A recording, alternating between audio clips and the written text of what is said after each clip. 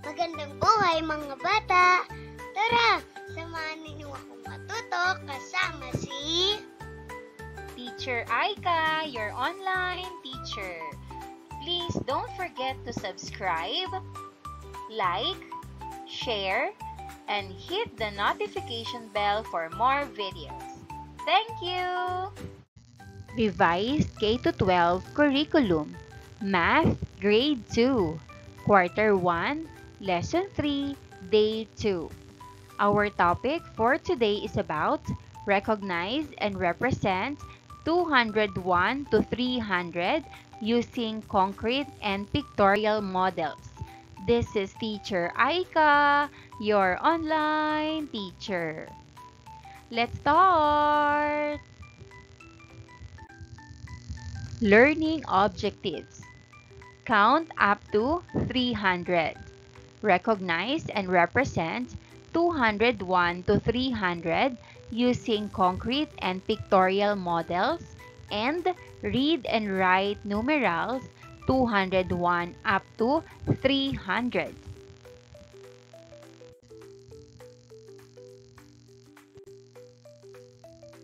We completed the 101 to 200 chart yesterday. Can you recall how we completed the chart? Share your answer to your classmates. And here's the chart that we did yesterday, 101 to 200.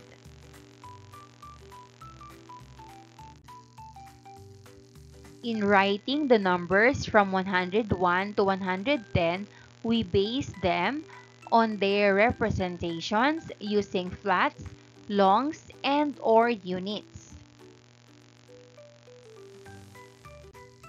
Let's answer the following questions. How about the numbers in the second row? Answer, we patterned it after the 100 chart. The second row of numbers in the chart are from 11 to 20. We transformed these numbers into 3-digit numbers by adding 1 as the leftmost digit. Example, 11 to 111. Did you do the same for the other rows? Answer, yes, we did.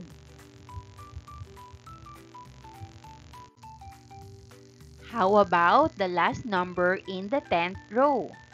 Why did you write 200? Answer, the last number in the 10th row is 2. 100, which is 200. What if we continue counting from 200? What will be the next number after 200? What will be the numbers in the next row?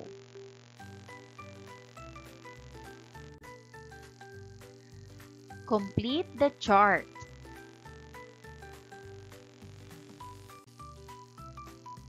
(191 to 300 chart). Do this in your notebook.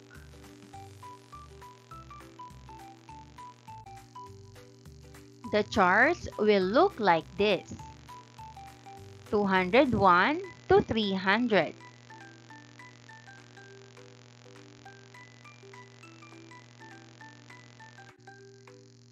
Some possible observations. Number 1, the chart has 10 rows and 10 columns of numbers. It has the numbers 201 to 300. Number 3, there are 100 numbers in all.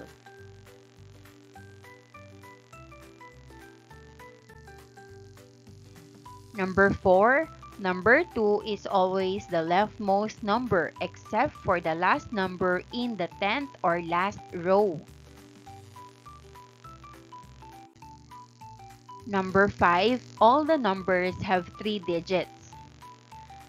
Example, 201, 231, and 292.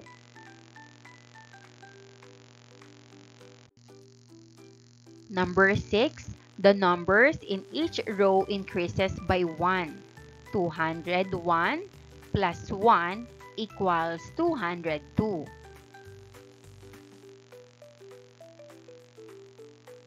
294 plus 1 equals 295.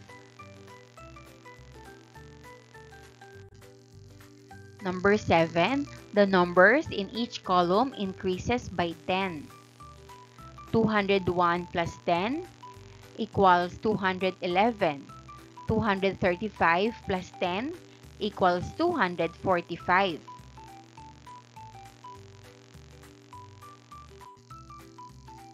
If you look at the numbers, the leftmost number is 2, except for the last number in row 10, which is 300.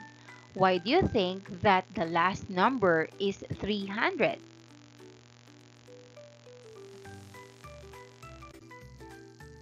Answer: the last number in the 10th row is 3, 100, which is 300.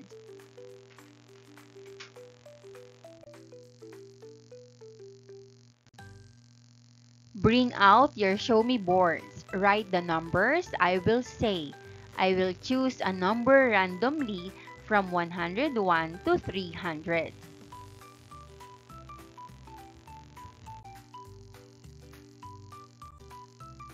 To summarize the lesson, ask learners the following questions. What numbers did we talk about today? Answer: we talk about the numbers 201 to 300.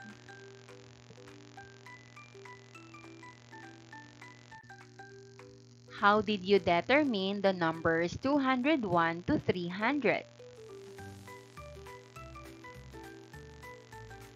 Answer: we determined the numbers 201 to 300 by following the same pattern used when counting from 101 to 200.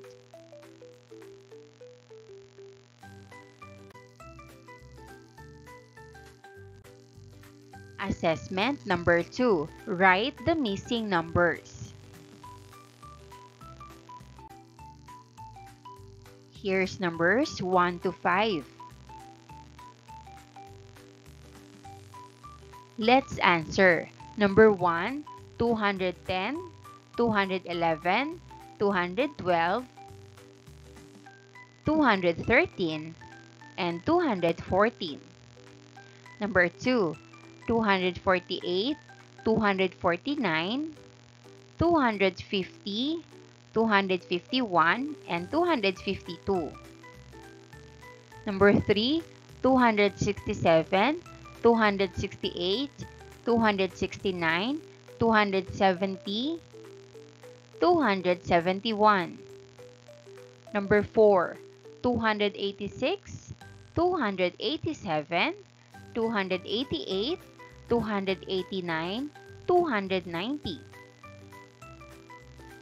Number 5, 295, 296, 297, 298, 299, 300.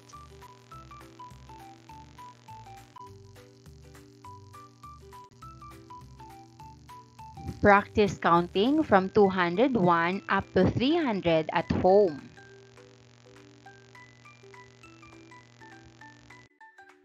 And that wraps up today's lesson. If you enjoyed this video and want to see more content like this, don't forget to hit the subscribe button and ring the bell so you never miss an update. Thanks for tuning in.